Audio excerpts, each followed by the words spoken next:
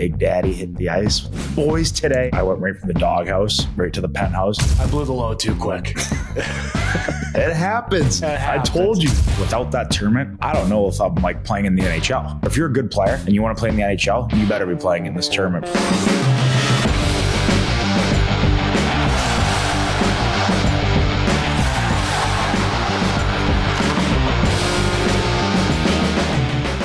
Ladies and gentlemen, boys and girls, welcome to Wingmen.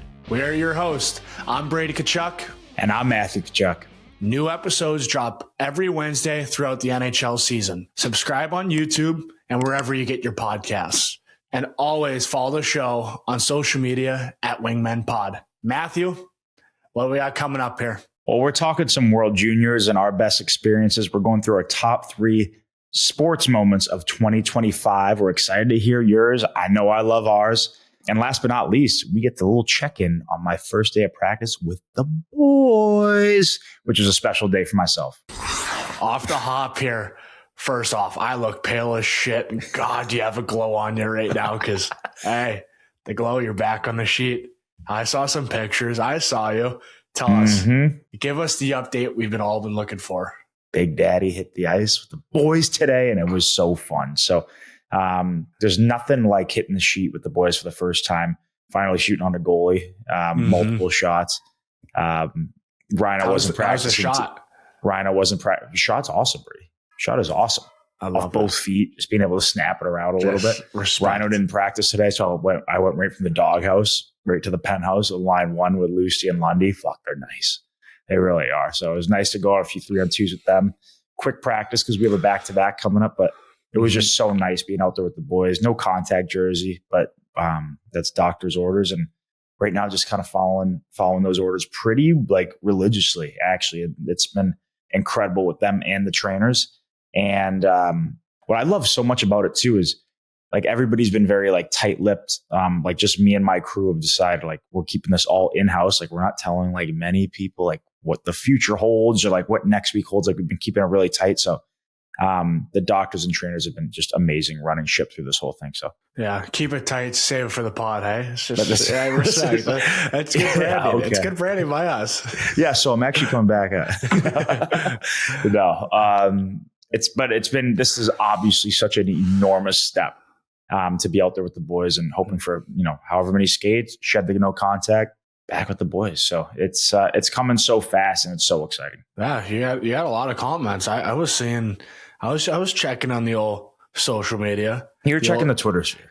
Or Exchangeogram. What about coming out? My favorite thing to do is like when the goalies are like doing their like goalie stuff, like coming right out on the ice and just grabbing a puck and just shoot in their area, then cut off the coach. Yeah, I saw that. Yeah. So that was my first rep today at practice. Even you coming on and just throwing your stick like a javelin, toss it to the bench. Like, hey, Teddy, Thaddeus, pick that up, please. Hits a water bottle on the way. Hits a foot on the way. I don't think. No, obviously there was nobody out there. Otherwise, I was just so excited. I had like the leg. It's the best feeling. Yeah. It's the best feeling to be back with the boys. There was a lot of guys were, I don't know if they were like excited to see me because I am ruthless out there. Like it's, there's no mirrors. Who's your target today? Who's your target today?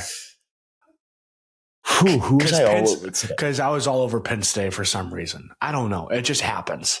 I think I was all over Sabrango today.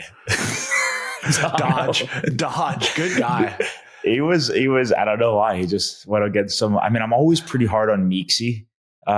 He kind of owned me today in the 3-on-2s. So it was kind of just trying to get a little bit of everybody. I'm always pretty hard on, I always give it to the goalies too when they let one in. If it's like, like a rebound where they have an impossible chance, I'm like fake hard on them. Swaggy normally catches a few strays every once in a while. Everybody does. But I think that's what makes our team tick is nobody's safe with anything. And it was great to actually be a part of that as opposed to just hearing the stories. 100%. His paws, hey, haven't changed. That's a good compliment to get. Who hit me with that one? Paul. Oh, fuck. Well, I would hope they've changed. That's all I've been working on. So I hope they have changed. I hope they're better. But I guess I'll take that as a compliment, I guess. I'm fired up for you. Like this is exciting. Like this is a good step. Great. It's like one of the biggest steps. It's the best step. And do you know what's nice too? And nobody really knows this. Skates are a little bit easier than by yourself too. Self-back skates by yourself. Skates are the worst things imaginable. So I got to be out there a little bit longer to get like the same work as I was when I was by myself. But, with not playing the next couple, like stay out with the guys that aren't playing after, and those are pretty tough. So you kind of get the mix of like the conditioning aspect with the extra skill, which I need, plus just like your reps. Like you just need to go against somebody, go on a 2-on-1, go on like pick up a puck off the wall and hit the center in the middle. Like there's so much shit that I haven't done since game 6. Watch your toes.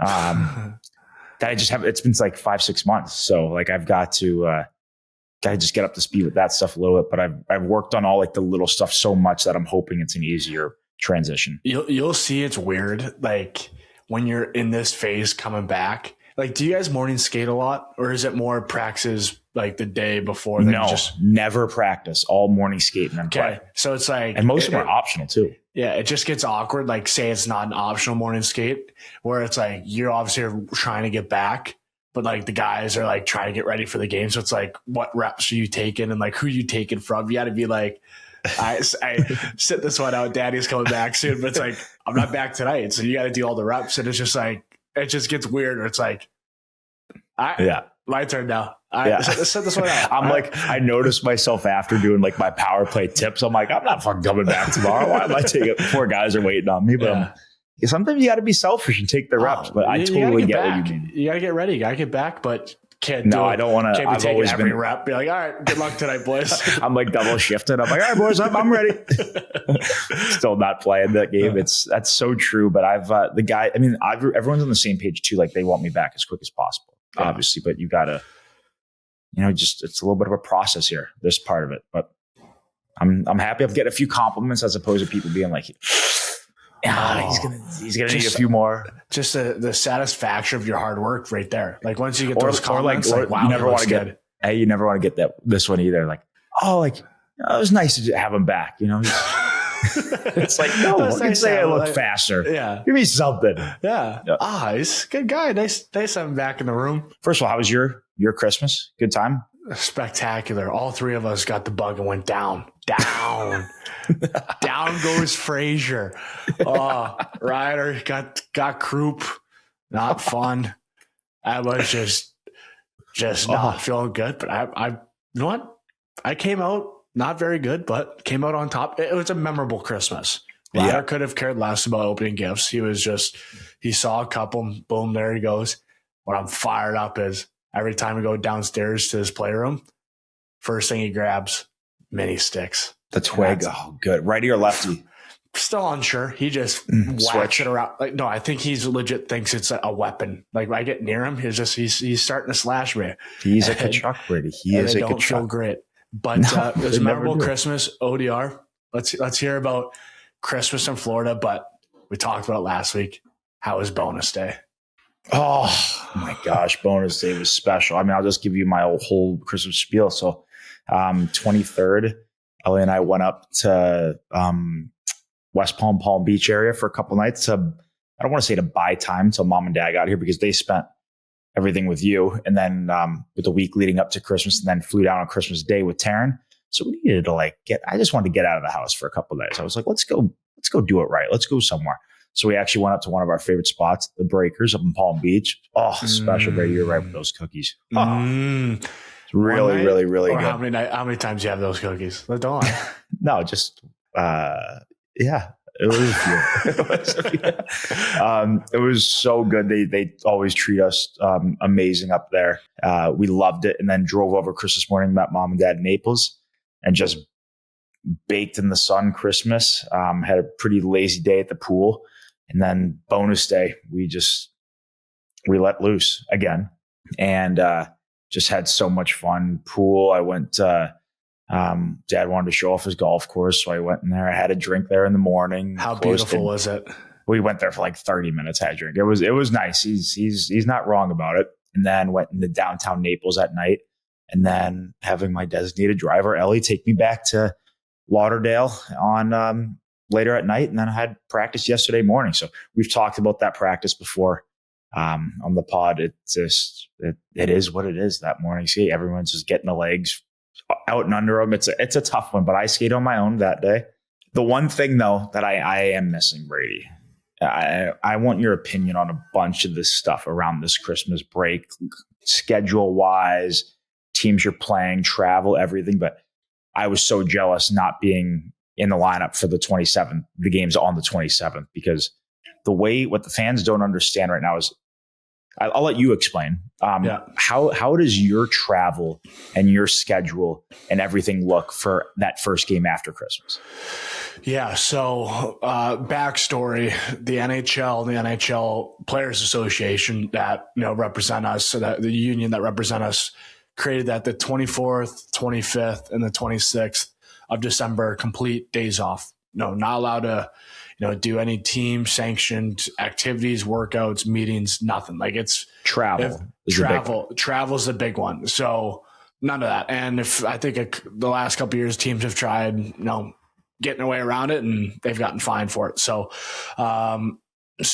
but it showed like this year there's 13 games on the 27th, but the rule is you can't fly out, the 26th. And I don't think teams are flying out the 27th, but at like 1 a.m. to get in. So like that doesn't happen. So for us, and you can see the 13 games, like they're all like, you had the Rangers versus the Islanders. You had Blues, Nashville, Minnesota, Winnipeg, like all us, Toronto, like Tampa, pretty much the closest proximity. Like the closest thing you possibly get, more for the road team, because, for us, our schedule was, we had our flight. We had to meet at the airport at 8:00 for an 8:15 flight. We landed at, I don't think we ended up taking off till 8:30, 8:45. De-ice. Yeah, de-ice. Major de-icing sesh. Fucking major. It was fine. And then we landed in Toronto at 9:30, bus the 25 minutes, 30 minutes to the rink, quickly changed, had a meeting at 10:30. The first one we were able to have since break. And then on the ice at 11:30 for a pregame skate.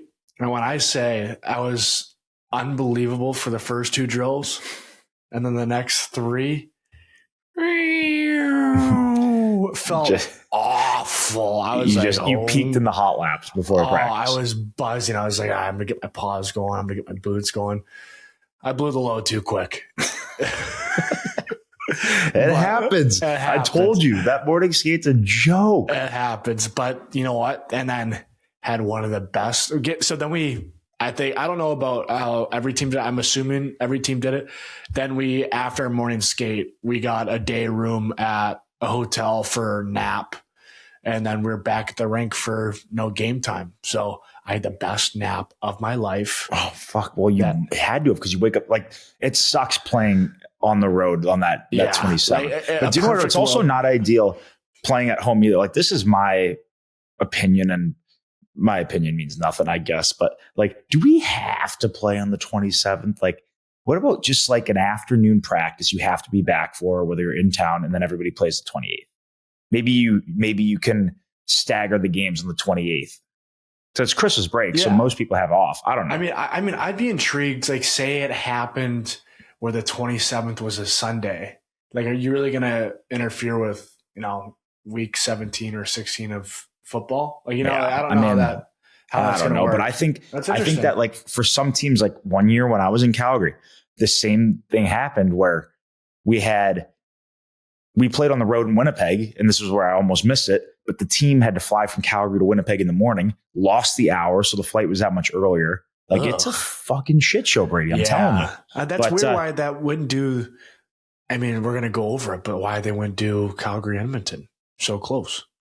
I don't know. But that was a hell of a game. And that's one thing I do like about the game right after Christmas, is because of the proximity, because of all this travel stuff, the PA and the league's agreement, you're getting all the rivalry games, which I kind of like too.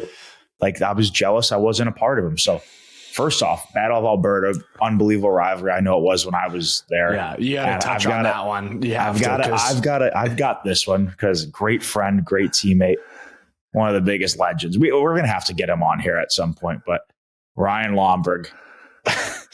First of all, patrolling the red line like a legend. With the bun.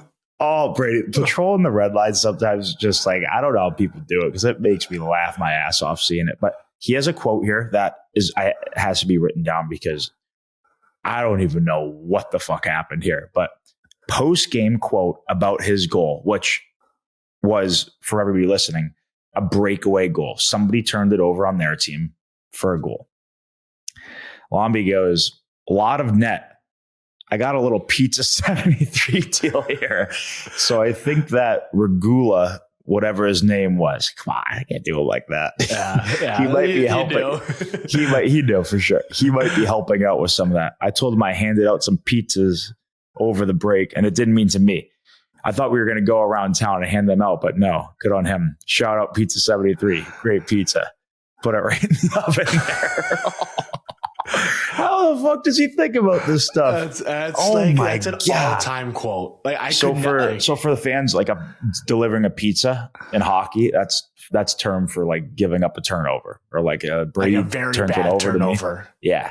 So he just went right after him for the pizza there, and then sick goal. And I think he's been on quite a heater right now. But that is a great rivalry. I think Calgary ended up winning the game, but I've got to give a shout out to my old fans out in Calgary because the building looked pretty electric. So it always is for those games, but it's good to see that rivalry picking up again because I think the last few years it really hasn't been there. So it's nice to see it maybe pick up again. I mean, there is some, like, I know from the family aspect of this, like I have some of my favorite Battle of Alberta moments, like that involves like your time. And like, what's better than Talbot, Mike Smith goalie fight? Like how insane was that in the Saddle Dome? Like how, like, tell us the story. Like give everybody what you've told me in the past. Like that scrum. Well, geez, you're fucking really putting me on this. This was not supposed to be this was not in the old, the pre-scout here for the show. People want the inside look on that. So let's go back even a little bit. So, I hit Cassian a few times, demolished. He crushes me. The next game, he like just pounded me. Then but like, is this on the same game? Let me get this. Let me get this straight. No, go into like in Edmonton, like if you're in the hotel, you're walking, but you got to walk like kind of through public. Did you have to like go on the bus with like a security guy? Yeah. Okay. So I'll go back. We would need the full. Okay. So I hit him 3 times. He like just hits me with 20 good ones. And then the next game we're playing in Edmonton and I'm like, fuck this. Like I don't have to fight him because I feel like I have to fight him. Like I want to fight him because he beat the shit out of me and I want to like stick up for myself here a little bit and attempt to hit him with a few. So I didn't realize like at the time, like this was like huge and it brought back like classic Battle of Alberta. Like I'm just a 21-year-old kid, like just having fun playing hockey. So get to Edmonton and the team with Calgary is like, Matthew, this is intense. Like you don't realize like kind of what's going on here. I'm like, what do you mean? They're like, well, we put your name. We had to change your name for the hotel room. I'm like, like why? They're like, well, because people try to get in your room or call you or just fuck with you all night. I'm like, all right, what's my name? They're like, Hacken Lube. He's like a former player with the Flames. I'm like, holy shit. And the hotel in Edmonton is just across like this little archway to the rink. So everybody just walks there before games. You got to deal with some loser fans, but I mean, it is what it is. They brought security, our own security, and maybe a cop from Calgary up to stay with us. And everybody like walks to the rink for the games. They're like, Matthew, you have to take the bus. I'm like, all right, whatever. It doesn't really make any sense. Bus for one. It was just me and like the security or cop.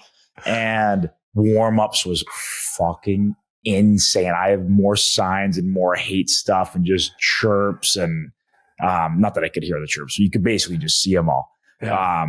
There was like turtle costumes in the crowd. It was just an like unbelievable the fact atmosphere. That people like are losing their minds that much is unbelievable. Grown men like go a night out. Let's throw in these costumes and go to a game. Fucking nerds. And then so like I fight, and it was at the end of the first. And so when you fight under 5 minutes, you get kicked out of the game. So I get kicked out of the game, and kicked out of the period, and all I remember was Hanny. That's all I fucking remember. He was right there. Noah Hannafin just gives me like the biggest like slap on the ass. And like he wanted to run through a wall. And I feel like one of the cool moments too was when the guys came back into the locker room after after a fight, whether you do good or bad, like the boys like all come up to you and all like kind of rally around you. So that was crazy. But I'd say that was as peak of the Battle of Alberta as I'm ever going to be a part of. And for sure, a highlight of my hockey career was like that few weeks in Calgary, because that was absolutely epic. And not to transition a little bit, but the Battle of Florida right now has got a little bit of that hatred and intensity too. I mean, those are the games like I'm just sitting there in the locker room, like doing my shit. And I'm like, fuck, why can't I be out there now? Like, why can't I like fool the docs with the trainers? Like, oh, I'm good to go. Let's go. But yeah, I mean, all these games have been so intense this year and so many penalty minutes. I mean, a lot of it's, some of it's kind of like fake tough and shouldn't be maybe this many penalty minutes because there's really not a ton of fights, but kind of more scrums from their end. But there's still some intensity to it, which is good for hockey and good for the rivalry down here. But I think it just that stuff stems from more playoff series, and I'm sure they're upset with the way the last two playoff series have gone. And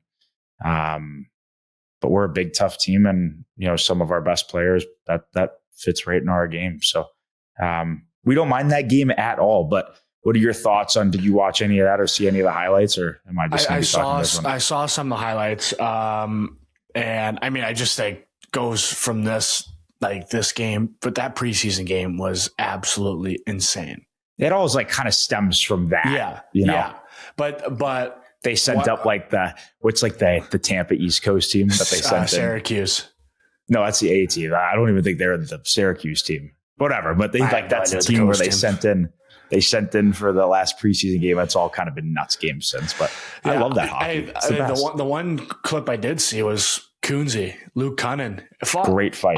Fought a tough big guy, and he did a great job. Yeah, that was that the only fight? I think that was the only fight. I think that was the only fight. All the other ones were roughings and the scrum and stuff. Yeah. But yeah, Kunze, shout out to Kunze, Luke Cunnin, one of my best buddies in my wedding. Got to play with him. This is our first year playing with each other in the NHL, but grew up playing since the U16 Blues and U16 and USA team and everything. So finally, that's one of the reasons why I was so excited actually to get out and practice today. Kunze comes right up to me. He's like, when's the last time we've done this? I'm like, fuck, I've got no clue. He's like, I think it was the prospects game for our draft in Buffalo. I'm like, yeah, 100%. Holy shit, you might be right. So great seeing him out there today. And what a fight. He fought a guy that was 6'10". He's 6 foot. 6'9", so giving up some LBs in that one, but he did unreal. And he's a scrappy motherfucker. So I would not want to fight him. And then let's hit your game here. Battle of Ontario, trending. I always say after a playoff series, rivalry gets a little bit better. So how was that game? Unfortunate ending from you guys, but I mean, 7-5, the coaches aren't too happy with that one. Yeah, right? No, there's going to be some video. There's going to be some evaluation of and regroup.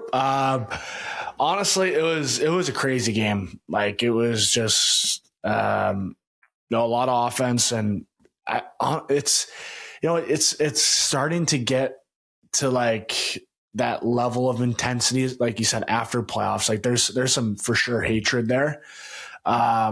It's, I think the way our team or their team are, it's not really there's going to be 4 or 5 fights. That's just not how it's going to be between our two teams. But no, we had, a couple scrums that, went on for a while, kind of.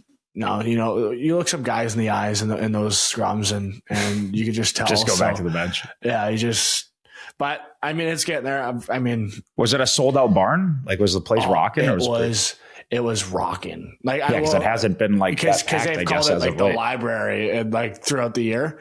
But Saturday night, right after Christmas, I was going to say Saturday night rivalry game has to be juice. Even the skating on the ice for the national anthem, to start the game, it reminded me a little bit of playoffs, just without the like the rally towels. Like people are on their feet, like buzzing. I was like, all right, this ain't a brewery game on the 27th after Christmas. Like this is a big one. Let's flip the switch here. Yeah. Well, those are some great NHL games and some great rivalries brewing right now, and kind of like a sprint now for the next however many weeks till the Olympics. But let's move on to this new segment that we've kind of been humming with the last few weeks, growing the game. One of my favorite segments. It really is. One of the best. It really is. And this week on growing the game segment, we've got World Juniors going on, Brady, and something that we both played in. So tell all the fans and listeners that don't know quite what that tournament is, what the age groups of guys playing, when you played, who was on your team, kind of just go off a little bit. Where was yours first? First mine was in Buffalo. It was awesome that my experience was, in my own country, and to have that was pretty awesome. But just for all the listeners, the World Juniors is a U20 tournament with 10 countries, and it's 9 countries throughout the tournament. There's 4 round robin games, and you get 3 points for a win, 2 for OT win, 1 for an overtime loss, and then 0 for a loss. So how it goes after each round robin, you're seeded back into the 1 through 5. So the teams are US, Canada, Finland, Sweden, Switzerland, Germany, Czech, Slovakia, and did I say Germany? I said Germany, right? I don't know. Latvia's there. They just took Canada overtime. Yeah, which impressive. So Denmark's the 10th team. Always a couple cooks there. Always, yeah. And that's her. Yeah. That's her. So you're seated, the 5, there's 2 different divisions of 5 teams. So you're seated 1 through 5, and the 5th place play each other to get relegated to the U20 second division. And then there's another tournament going on. Like if you finish 5 in your side of it and you have to play that relegation, like you wouldn't believe how intense those games are, because all countries have so much pride. Like they want to play in the tournament next year. So that's a best of 3, but people go nuts over that. Like you don't want to lose that. No, because then you're just kind of screwing the next age group of kids that they won't be in that. So that's just kind of the relegation side of things. But it's such an amazing tournament. It's not your first time, because there's a lot of guys that play U18 Worlds Championships, which is similar to the World Juniors, but it's just the U18s versus the U20s. So U20s is like your first big stage international best on best event. Well, I always say, Brady, like you almost have to play in that tournament. Like without that tournament, I don't know if I'm like playing in the NHL. Mm-hmm. It's like seriously, like I almost had to go through that to like play against the best to get ready to play. Like if you're a really good player, or if you're a good player and you want to play in the NHL, you better be playing in this tournament before, like, or at some point, because this is kind of like that, not the NHL, but the best of the best junior. That kind of prepares you for that. Like all the guys that dominate this tournament, like they turn out to be really good NHLers, at least I think. So, who are some of like the players on your team that you play with there, that you were either on a line with or just on your team that were really good players that are now NHL stars? Yeah, I mean, we had some of the best goalies. That I'll just start with them. We had Joseph Wool, St. Louis boy. He was under the team. Jake Ottinger and Jeremy Swayman. Those are holy shit. Those are our goalies for World Juniors. And oh my God. Like we're rock solid in there. Then there's guys, Quinn Hughes, Adam Fox, Middlestat, Josh Norris, Trent Frederick, another St. Louis guy. Logan Brown was another St. Louis guy.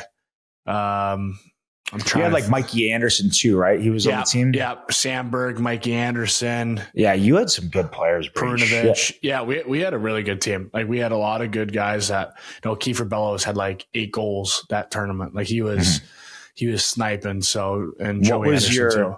What was your favorite part of that tournament? And I can guess it, but I'm going to let you explain it. Oh, that year, easily the outdoor game. So sick. Easily the outdoor game, and that was like cool because it was the first ever World Junior outdoor game. So where'd you play? Give me the weather. Give me it all. So I don't even know what date it was, but it was at the Bill Stadium. I don't even know like the name of the Bill Stadium, But it was there, and we got dressed in, I think it was the Bills locker room, and which is super cool. We got dressed there, and it was snowing like crazy all day. And it was like just kind of the same thing we talked about Four Nations, where that bus ride kind of showed like, holy shit, like this is happening. Like we were taking the bus to the game, and there's people tailgating, like Bill's Mafia was tailgating for like a World Junior event. We're like, what is happening right now? And so, but we didn't realize. So warm up and the first period, like it was light outside. So it's like, it was early. I think it was like a 3:00. So it was, like it was perfect day. It was snowing like crazy, but it was still a great day. And there's like, we're looking around like, like there's a ton of people here, but it's like not sold out like we expected. So it's like, it was cool like to look around and see like, there's a bunch of empty seats. So first intermission happens, come out for the second, packed. I was like, what just happened? Like now it's dark out, but it's packed. I'm like, what just happened? Then I think somebody said that there was a terrible accident on the bridge from, I think, Canada to Buffalo. And like the traffic was like backed up.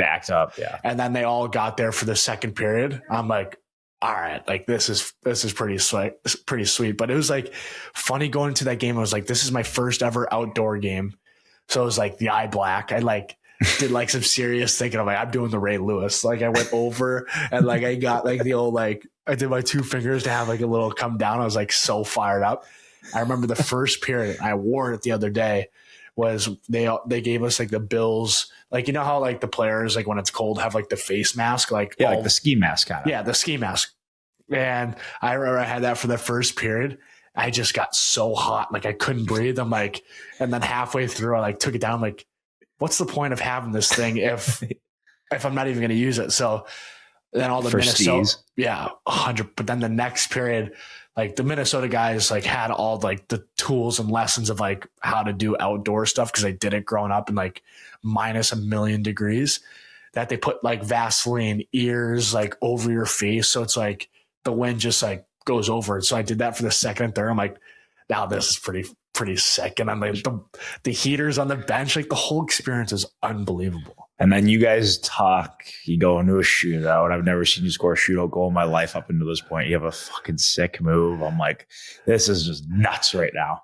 I was so jealous. Oh, and then like even like after Otter, I don't know how the goalies did it. Like Otter was playing and like drinking water. His jersey was frozen when I went to hug him after the game. Like that's tough. Like at least I sat on the bench. I had warmers. Like you had nothing all game.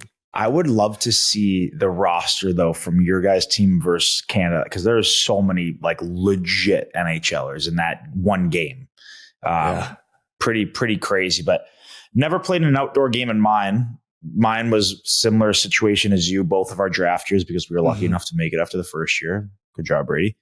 But mine was in Finland. So mine was really, really cool. We started off at BU for our like pre-camp or pre-tournament camp. Spent a week there, make a couple cuts or whatever. Then we went over to Finland to this like Olympic town called, my Finnish buddies would know the name of it.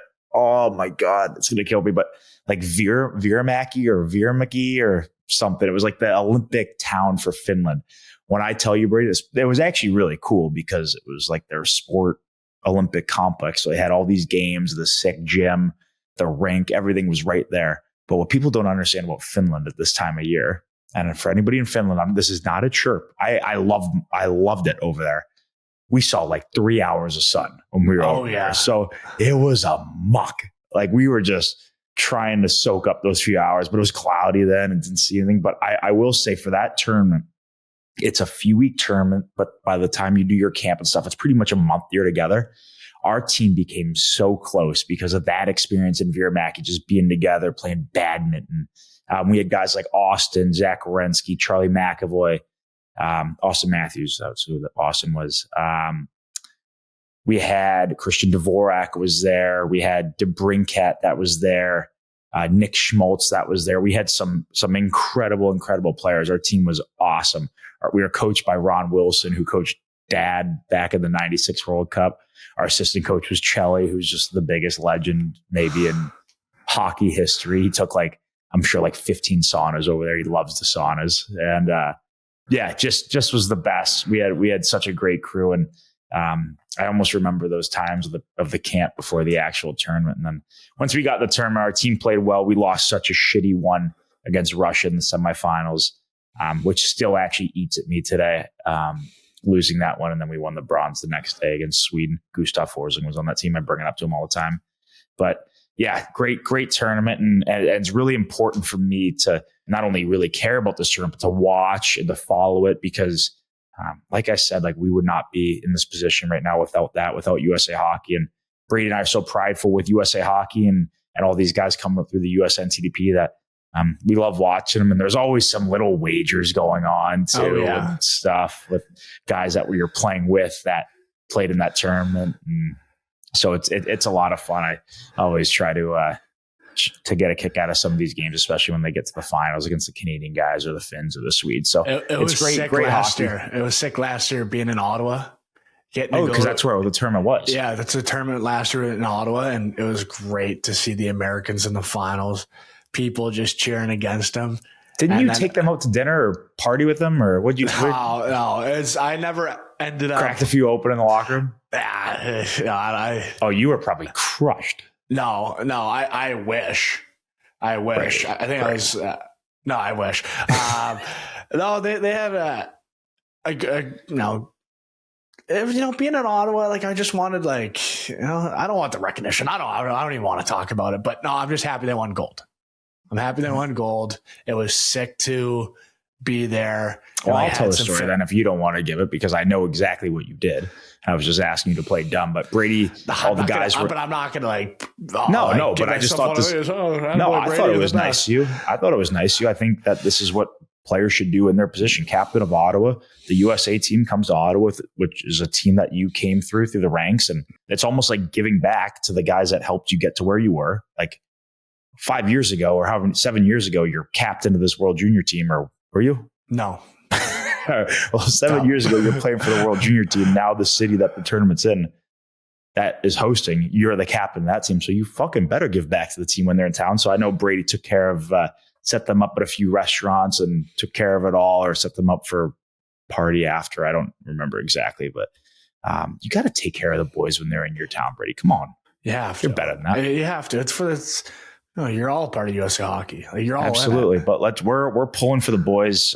We don't know. I don't know when this episode's coming up in relation to the tournament, but we're pulling for Team USA. We had an amazing time there, and mine was in Finland. We didn't win. Unfortunately, Brady's was in Buffalo. Didn't win. I think we're saving it for Minnesota here. So good luck, boys. One of the best segments out there. Truly top is. Top 3, baby. People this love is a top 3 segment. It's almost just we got to come up with a name, something list. Just a legendary list of something. I don't know. Something like that. We'll work on it. We'll get creative. Top 3 Tkachuk top 3, something. I don't know. Yeah. I don't know where that was going, but I don't know. I'm trying to do the TT3, instead of, I don't know. You never know. Yeah. You got to get that on a shirt. TT3. Yeah. I can't wait for the merch. But another good one. Since we're getting to the new year, 2026, 2025 has been good to us. Fucking great. It really has. Another one. It's been a great year. But you know what the best thing about it is? It's going to be even a better year, 2026. You just got that feeling. I just got that feeling. Yeah. So to recap, 2025, we are naming our favorite sports moments, but it does not include anything that we were involved in. So there is some highlights in our individual worlds. There were. I would love to throw those in. I don't like that rule. Yeah, but now we're getting creative. Now we're getting thinking, you know what? We're selfless individuals. We're going out on our New Year's resolutions, being selfless. We don't do those. We don't do the resolutions. No, we just live by our morals and our values day in day out. We don't stray from what made us us. We don't need any. We just ride the horse that got you here, Brady. Amen, ride the brother. horse that got you. I couldn't think of it, but amen, brother. So Matthew, top 3 of your favorite moments of 2025. I was downstairs a few months ago, just lounging, tired. I don't know what the hell. I was late, and I just chucked on. I think it was maybe Fox. Game 7 World Series. It actually was maybe the craziest like sporting event I'll ever see. Like, and actually watch live and be like, I watched that. That didn't just happen. There was 1,000 moments from that game that just don't happen. And I just can't believe it. And that was tough. It was tough for the Blue Jays, but another legendary run from the Dodgers. So they're my number 1 game or sports moment from 2025. Number 2, did not love the ending and the way that this whole tournament or 3-day tournament went, but I was so damn proud of Team USA at the Ryder Cup on that Sunday. As a sports fan, and nobody loves sports more than me, I was glued to that TV, like yelling, like cheering, like miss it, like just saying shit that I've never said before watching a game on that Sunday. So that Sunday, the singles was so incredible. And that's my number 2 moment. And my number 3 moment, I had to think about this one a lot, but I kind of want to go with somebody who beat Father Time a little bit. That's Philip Rivers. If I'm done for 5 years, I ain't coming back. You'll see me playing and being a legend in the member guest tournaments in golf, but you probably will not see me back on the sheet in the NHL. So for him to do that in that contact sport, he looks great. He just throws a nice tight spiral too. The way he reads the play, like you just can't teach that. We call it hockey sense in hockey. I guess we call it football sense in football, but just such an incredible player, incredible talent, and just a real competitor. So that's my number 3 moment. I mean, I would love to be able to do that when I'm way down the road and after a few years retired, but that just ain't in the cards for a hockey player. So it's really impressive. Those skates are up, they're up, but that's not going to be for a long, long time. But got to give Philip Rivers some props, and that's my number 3 moment. So my top 3 goes the finals, Game 7 MLB. Number 2 will be Sunday singles for the Team USA in the Ryder Cup. And then number 3 is going to be Philip Rivers' return. Incredible. Hey, I've thought about this when we were watching. I don't know if I brought this up to you. The Ryder Cup being in the US, being in New York, like, I feel like if I was in the crowd, like, I think I would sacrifice like mid backswing, like say something to like have him have a bad shot. Like, I'm doing it for the boys, like, I feel like we needed more of that. Like, especially Brady, you're Sunday. Such a good team guy. You wouldn't do that. I think that goes against the code of the game. No. I'm not talking about me being a player or teammate, like being in the fans. I'd be all in there. Like, it's everybody's a part of it. Like, I guess so. I kind of disagree with you on this, but I will say playing in those, and the only experience I have are member guest tournaments. I'm a little bit of a head case. Like I try to win that mental game. So I would have, it's always, we could have, should have, could have, would have, but I'm a mental game player. So in those situations in the golf tournaments, like, again, this is coming from nobody that knows anything other than a few member guests. But throw a mark on that, eh? Yeah. I'm gonna have to see that one. Left, don't go left here, boys. I'd be throwing more of those out there. Yeah. But that's actually one of my left favorite. Is dead. Left is dead. I will say though, because of the tournament and the whole USA, just connection with different sports, we got to know Keegan Bradley a little bit. And what an amazing guy! What an incredible captain, and what an incredible guy for golf. I wish, as a fan, that he was playing in it, but. I actually ran into him not too long ago here in Florida. So we're just going to try to link up when I'm back playing hockey, maybe link up a little golf match with him. What a legend, and what a great captain. I hope he's a captain of the next Ryder Cup team too, because he's a beauty. All right, Brady. It's not just about my top 3. It's about your top 3 too. What do you got? Yeah, we have some similarities. It's just with the sports aspect of it, a little bit different. I'm doing more individuals because I feel like that's who I am. I'm an individual guy. I focus on having my guy and my guy only, strictly. Keep my ducks in a row. And your guy, hey, Brady. Hey, boys, I got my cook, eh? Okay, all right. Yeah. Let me guess. Cuzzy had his guy the other day. Oh, my goodness. Today? Oh, we didn't do video today, but he was walking in. What's up, boys? Hey? I scored last night. And I scored the Game 5 OT winner to send these guys home. The best. I know we lost last night, boys, but I scored it. I scored the one at Game 5 to send us to the conference finals. He gave the old cough in the back. Snap. Just shaking up before the loudest beer crack. Fuck. God, you make me laugh. But the best. So, no, back to it. I did pick individuals. So I thought a very special moment this year, Rory McIlroy finally winning the Masters, 18, not getting it done. And then the playoff hole and just put an absolute dart where pressure's on, sink that, and then sink the putt to, I thought it was as cool as it gets where it's how bad he wanted that.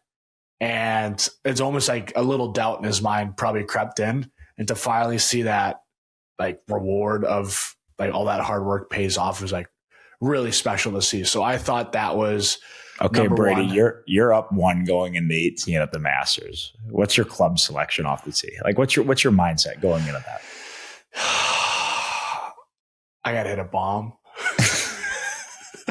So you're going big stick, and then you're about 100. You're about 150 yards to a middle pin, bunkers to the right, short, whatever. You can't really miss. What's your mindset? 150 in, and it's in the middle of the green. I'm hitting I think my pitch is a 135, 140. Fucking swing at it. Give her one. I'm going to act like I'm aiming left, but I'm just going to tug that bitch right into the bunker. Miss the up and down and get in the playoff. I have a little forward stance, so I 60 degree, and here we go. Put it up and down. I up and down it from anywhere. Hit it about 20 feet short. Does not run. Nope. Have a terrible lag putt, and then there's a bogey going into playoff hole. And then a 4-footer fucking downhill to send you to the a downhill slider, just as nervous as it gets, and miss it on the amateur side. And there goes my green jacket. Double bogey. Oh my Lord. Oh, because you wanted to hit a bomb off the start. Okay. Move on. Yeah. Okay. Your second best moment. I think this is one of the best individual performances of all time, where I don't think anybody will be able to do this as efficient, as awesome as Shohei Ohtani. I think it was game 4. Yep, it was game 4. And the 3 home runs, doing that with 10 strikeouts, is one of the most impressive things. Usually it's that's the definition of having your guy. When you get a cook and you're I might get a cup more, just kind of play. He's got to do that on both sides of it. Yeah. That. I think he literally impressive. has to have his guy to win. That's legit. That's a bit of pressure. That's I feel like you've mentioned this before about you and Barking, the goals, the goals above wins and stuff like that. He legit single-handedly won them that game. I mean, he's a big part of why they won the World Series, but I think that's one of the most impressive feats in a game. There's 3 home runs, 10 strikeouts, just probably slinging it too after the game. A few 92-mile-an-hour sliders at the feet, just fuck. It's tough to hit. I made it 30 out of... Brady, we're getting a baseball guy on here. You're an idiot. We're getting a pitcher on here. I never said this. It was me. I never said it was me. Yeah, you did. I don't want to be hey, this guy said it, but it wasn't me, but some teammates that have a baseball background, as in Shane Pinto. So, third involves our sport. Best sport in the world. God, I love going to battle every single day. I love the days of practice, games, the grind. But this guy's done it for a lot of years. Alex Ovechkin breaking the goals record. Just everyone thought it could never be broken. He did it. He did it in such a great fashion. He was hurt for 10, 15 games too. Still had, I think it was 40 something goals, and it was pretty cool. I started following the end, and I think our games were kind of right around it. I'm like, he might get it against us. Holy shit, are we doing the ceremony in Ottawa? Or, no, but it was cool. It was I think everybody was following along, really hoping he'd get it done. And it's just a lot of goals. And that is just great to see. So I think that's my top 3 sports moments of 2025. And there's going to be some amazing moments that come our way this year. And we're looking forward to hearing in the comments section what your guys' top 3 moments in sports were in 2025. So excited to hear it. Quater. How are we, boys? Welcome to the show, fella. Sorry, one of our favorite segments, Brady, isn't it? Quater's questions. Quater, you got some good ones for us today or what, fella? We do. I only got one, and then we're going to go into the voicemails. But the first up, we have a clip from the KHL, and I'll let the video describe itself. Then I got a question for you guys. Oh, my God.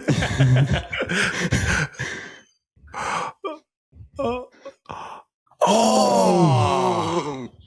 Look at the how size quick of those 91 benches. gets up. Pops right up. Like, she's like, I didn't take a beating. By the way, if the goalie wasn't there, he might have died. Like going through that opening, like fucking crunched, like that would be brutal. Hey, goalie, attaboy. Way to take everyone needs a hero. Don't really know what the question was, Quater. I'm going to ask it. I'm going to ask it. I'm going to ask it. I'm going to say, so throughout your careers, doesn't have to be NHL, have you benched somebody or been benched? It doesn't have to be NHL. It doesn't have to do anything. Anytime.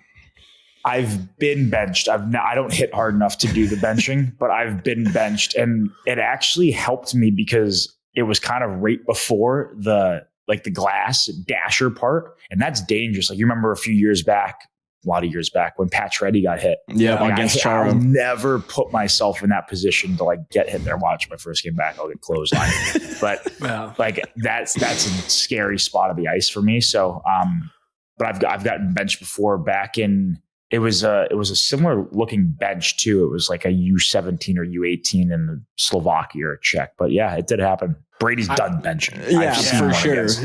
I've seen like a 10, but one against the Devils, I remember. Yeah. And then Dermy slashed me as I was skating by. But all right, that's putting an end to it. You're like, who wants it? Oh, nope. Nope. I am going to change. I think I had one last year. And then I think I've benched myself, like going for the hit. And I like missed. I think it was in Winnipeg, COVID year. I went to go throw this massive hit. I just benched myself. I'm like, all right, change. Did you go ass over tea kettle? Like fully? I think so. Or you were stiffing the skates. Oh yeah. I don't even remember how I went. All of a sudden I was like, and that's it. That's enough. That shift's over. I got hit. The only time I went to hit somebody where I took like the ultimate worst of it was a few years ago playing against Detroit. And I went to go hit him, but like saw him going a little bit low. So I kind of at the end just like jumped to save myself. And there's a great video of playing Detroit just right on my neck. Like actually very scary. I'm lucky I didn't die. But those are scary. You know, I thought about this, but it's like so hard to like think about this like that quick. It's like when somebody like goes low on you, you think it's a free like just throw like UFC like Jorge Masvidal throw just a knee right down the middle. Like, you know. I mean, if you can think about that fast, then I mean, if somebody goes after a knee, I mean, that's brutal. So yeah, I guess you should be. Yeah, I was thinking about that. Yeah. You just kind of get into crazy thoughts once in a while. I just felt like the people had to know. All right, let's hear the fan questions. We got to get them what they want. Love the fans. We appreciate them taking the time, and we love the voicemails. We love every single one of them. The first guy on's like a Leaf fan who hates you and rips you. What's going on, boys? Connor from New York. Curious, since you guys are big names in the NHL now, who have you been most awestruck by meeting, whether it's, you know, your childhood hero, like, or more of like a celebrity figure? Who would you say? Have a good one, boys. Whew. Brady, this is a perfect time because I think for us, we're less, we're not really starstruck by like other athletes, I guess, because like they're kind of going through it with us. I mean, it's maybe other sports, but not really hockey for us because like they're like our teammates or competitors, or I mean, there's still some. But Brady, who did you text me the other day you ran into? Not an athlete. I'll give you a hint. Brady. Oh, yeah. That's a a great point. Yes, in Winnipeg ran into John Hamm, and that's pretty cool. Just the St. Louis connection, being from St. Louis, and we met him a couple times, All-Star game. Just we were at dinner. I was with Mom, my grandpa, and he was just sitting at the bar, and I was like, I'll go up and say hello. And so talked to him for a little bit, and he's in Winnipeg for some work, and just was talking to him. So just pretty cool. I mean, we've seen so much of the stuff that he's in, and to have like a personal connection relationship that we've met before and have that St. Louis connection is pretty cool. And yeah, you guys are commercial legends together. Yeah, fuck, I'm so jealous about that. Yeah, that's people love it. It was honestly so fun filming that. Like, he wasn't there because we did it in August, so it was just the 5 of us. But doing that with all 5 of us together was hysterical. So we had a good time and a lot of laughs. But yeah, I say a guy like that he's an amazing actor, does a great job in some of our favorite movies. So it was pretty cool to catch up with him in Winnipeg. I would say for me, just because the size of them and their aura, just being legends in their, not even in their sport, but in kind of like globally, was Shaquille O'Neal and Charles Barkley. Those guys to me were like, just and how cool they were. And I was talking with Reggie Miller too. And just Ernie, like everybody on set, like everybody, I was just hanging out with them before going on that TNT NBA final show. And they couldn't have been nicer guys, but they have some serious like swag to them. And like, they've got the aura, and they're just such cool guys and just such nice people, and like truly care about like hockey and like what I was doing. So I thought that was really cool. But yeah, I'd say Sir Charles and Shaq for me. Yeah, those are awesome. Barkley loves hockey. He loves it. It's awesome. It's so funny. He'll be like, an NBA guy can't do that. The hockey players can't. Like, he always engaged with the sport. So we got number 2. I had a bone to pick with him though. This past summer we played in the American Century Championship in Lake Tahoe, and I had to call him out because each one of the series that we were playing against, first series we played against Tampa. He's like, got to take my boys over in Tampa to win. And then we played Toronto next. He's like, my guy's the Leafs. I got to take him. And then Carolina, he was like, my guy, Rod Brindamore. And then Edmonton, he's like, they were my team from the start. I'm like, what the hell? What do we have to do to get you on our side? Like, I kind of know you a little bit. Like, come on. But he's always been great to me, and he loves watching me play, and he loves watching my team. But so I had a bone to pick with him, but I called him right out for it. But he's such a legend. Like, we had so many laughs and a few drinks and laughed it off. That's awesome. All right, I got number 2. Hey, Matthew and Brady. This is Vinny from Long Island. Just wanted to call in and say I love the show. You guys are awesome. My question, I'm a huge New York Rangers fan, and my question is, what is it about playing at Madison Square Garden that brings out the best in every single opposing superstar? Is it just as simple as it being MSG, or is there something specific about playing there that brings out the best in every single opposing superstar? Keep up the great work. I mean, I just think the drive in, like you're right in Manhattan, the pulling up, you can't drive the bus up anymore. You got to walk up, what is it, 5 or 6 flights of stairs where it's just that ramp. Sorry, not stairs, just like the 5 or 6 floor ramp. It's a tough ramp. Just, the calves by the end of it are brutal, just barking. But I think just walking by and seeing like the posters and the pictures of everybody that's been there, whether it's been like the big fights or the big games or the Stanley Cup there or the shows. I mean, like the Elton John poster. I don't know why. I remember like stuff like that, or Taylor Swift, or some of these like incredible performers have all been there. And it's just, that's where the lights are the brightest. And I know Brady and I just, when the lights are the brightest, that's when we want to play the most. And those are our favorite type of games. But my dad did always say, I can't remember if I've said it on here or not, you did not make the NHL until you played in MSG. And I swear that's what I tell everybody before their first game at MSG. And guys, if they haven't even played there yet, that you're not in the NHL yet until you play in that building. It is the best. I mean, yeah, I don't really have any more to add. Like, I just think it's a great environment.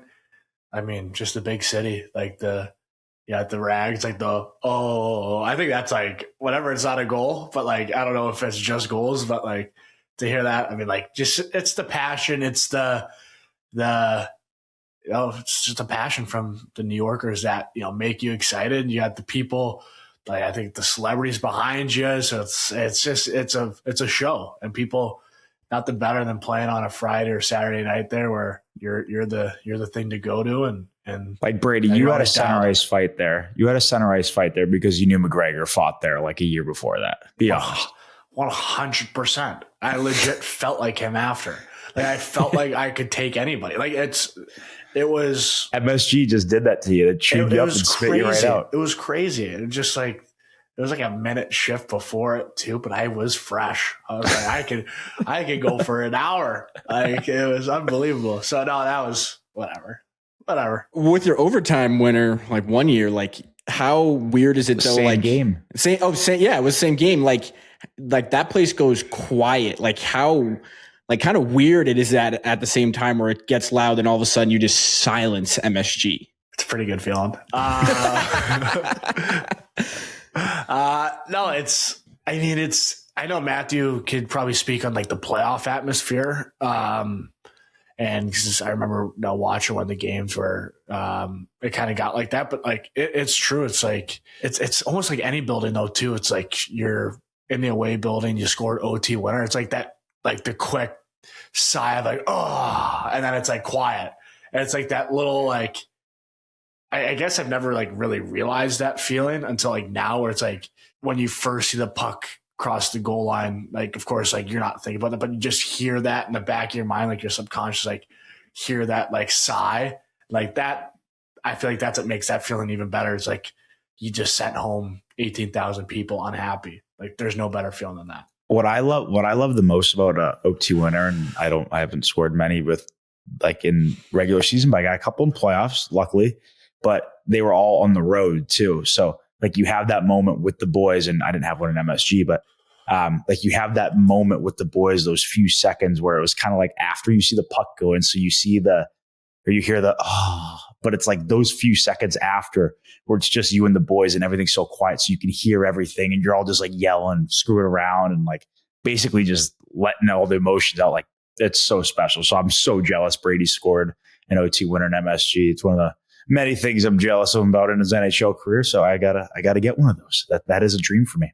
Well, that's it for the voicemails, but I appreciate everyone submitting them. Keep submitting them. Well, we go through them a lot. Like there are some great questions like last episode. Shout out to Bryson. That guy's a legend on the show. Legend. I need to have a couple cool ones with Bryson. That 10th beer. Yeah. So keep them coming. All right, Brady. After the Christmas holidays, a nice stretch coming up. Please tell me you have a good Wingman of the Week. This is why we are put on this earth for this segment. So who is your Wingman of the Week? Well, it was our first Christmas in Ottawa, and it was memorable, to say the least. There's a lot of great things, a lot of great memories. There's also some sickness, so there's not a lot of sleep, not a lot of fun, but there was a good time in there. And some great people in the city, and there's this one individual that's going to be my Wingman of the Week that ever since I've been in Ottawa Center, ever since I've been living here, he's always taken care of me. And that's Nino from Giovanni's. He set us up for Nino. You know what? It's the people behind the scenes that make this place special. And he's always treated myself and our whole family extremely well. And he set us up for a Christmas Eve muck. Fantastic. Little Italian breadsticks. It wasn't much breadsticks, but we had chicken parm, delicious. We had like a cacio e pepe, rigatoni, which was fantastic. Penne rosé, can't beat that, and just a bunch of apps. And he just took care of us, and it was delicious, amazing. So Nino, thank you. Shout out, thank you for what you've done for me the last bunch of years, and Giovanni's. One of the best places in the world. So love it. Brady, it's hard to compete with Nino. It really is. It's hard to compete with Nino, but going through this episode, it's bringing up some amazing times, kind of talking about some of our old rivalries that we're in, but mainly like this episode that I was most excited to talk about was the World Juniors and our memories there and our trips and the traveling. Kind of just brings me back thinking about all these old USA hockey guys that we've crossed paths with, whether it's players or trainers or staff that have helped us get to this moment. And there's one guy I got to give a major shout out because he's still doing it, and he's been doing it for decades, not years, but decades.